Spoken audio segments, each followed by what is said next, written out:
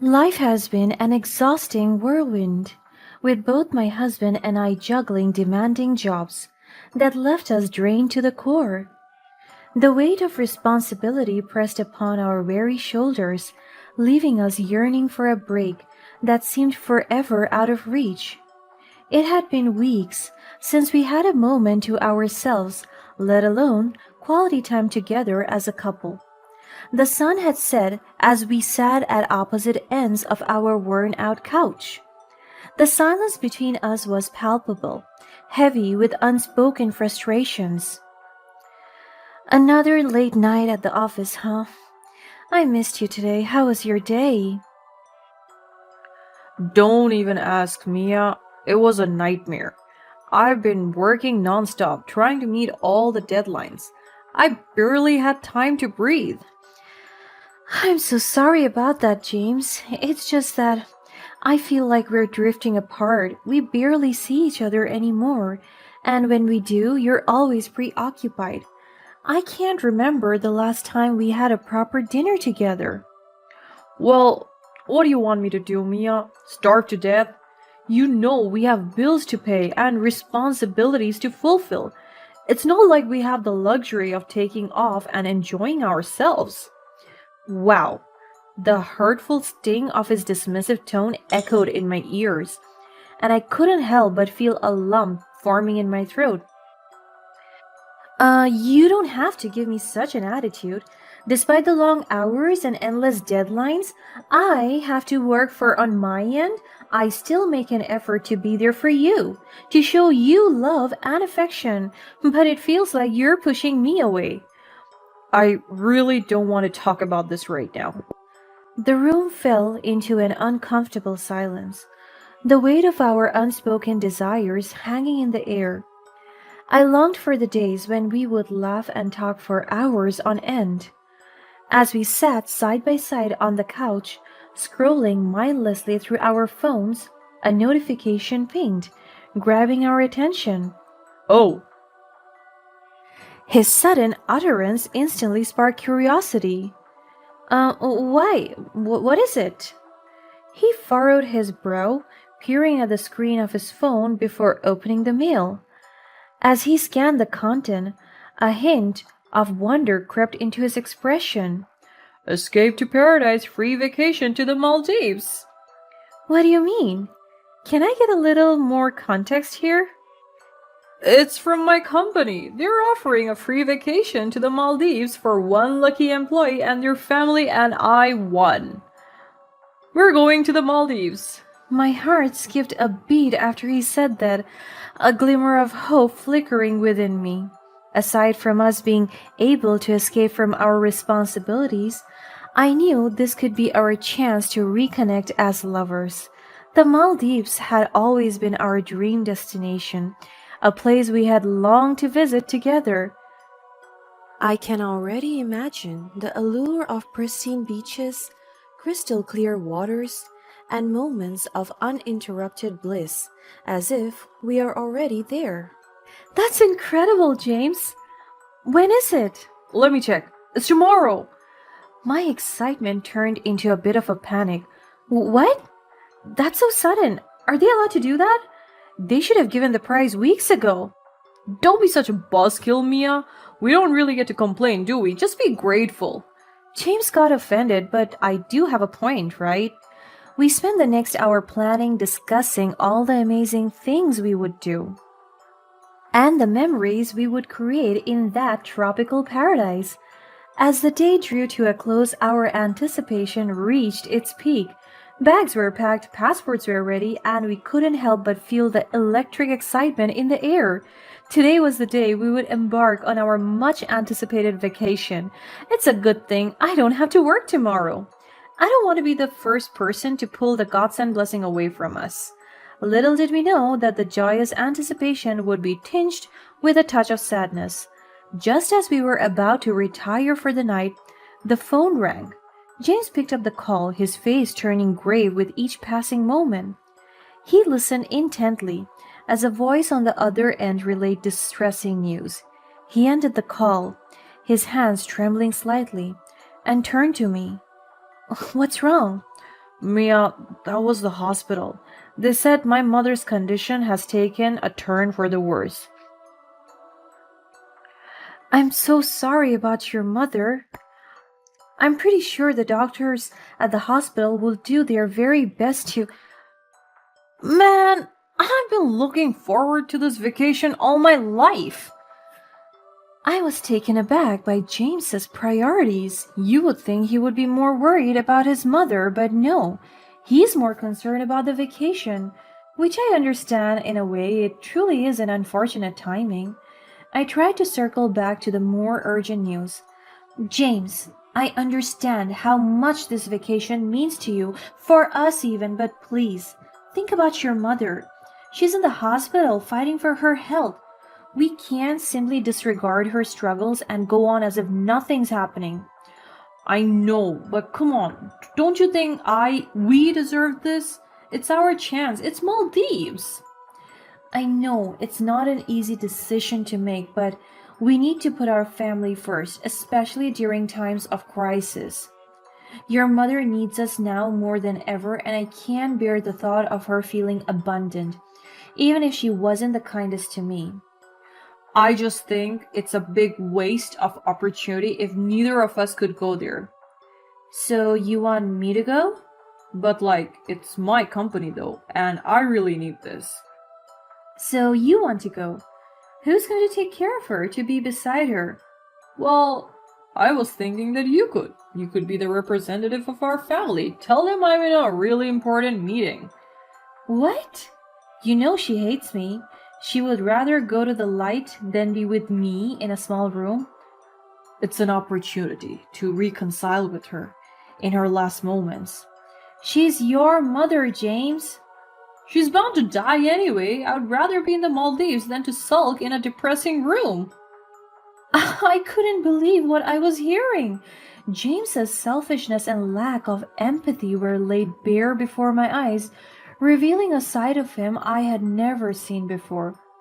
I felt a wave of disappointment wash over me. Is this still the same man I married? The one I believe would always put family first? Well, that's a harsh reality check. It's a painful realization, but I had to make a choice. Fine. If you truly believe that a vacation is more important than being by your mother's side, then I'll take care of her. Thank you. I knew you would understand. I'll make it up to you. I promise. I braced myself for the challenging days ahead. I knew that this unexpected turn of events would test the strength of my character. I would have to face my mother-in-law's hostility, provide the care and support she needed, and ultimately prove to myself that I'm capable of standing on my own even when my husband left me to have fun somewhere else. And so I went. The hospital room was filled with uncomfortable tension as I attended to my ailing mother-in-law. My heart ached, torn between my duty to care for the woman who had never shown my kindness and the overwhelming exhaustion from my hostile mother-in-law and my apathetic husband. You think you can just waltz in here and play the caring daughter-in-law, don't you? You worthless piece of trash! Get out of my sight! She kept hurling insults and spewing venomous words in my direction. I took a deep breath and I tried to remain calm. I understand that you're upset, but I'm here because James couldn't be. I want to ensure you receive the care you need. You think I need your help? Get out. You're not wanted here. She began to hurl objects at me. I barely even saw what she threw, nor did I have time to inspect. I focused on dodging the flying projectiles and shielding myself. I was so scared and I felt alone. I wanted to run away and leave her, but that's not what my own mother taught me. My mother taught me to be kind, even to people who aren't. Then, in the midst of the chaos, a solemn silence enveloped the room. My heart skipped a beat as I noticed my mother-in-law's labored breathing. The hostility faded away, replaced by an eerie calm. Panic welled up within me as I called out for the nursing staff, urging them to intervene. Nurse, something's wrong. Please, we need help. The medical team rushed to the scene, doing everything in their power to revive the fading life before them. I watched, my heart in my throat, as they worked diligently to save my mother in law's life. But despite their efforts, the inevitable could not be denied. The room fell into a heavy silence once more. My hands trembled as I reached for my phone, my fingers fumbling to dial James's number. I needed to deliver the heartbreaking news, to share the weight of the moment with him. But to my dismay, the call went straight to voicemail, leaving me feeling abandoned and alone in my grief.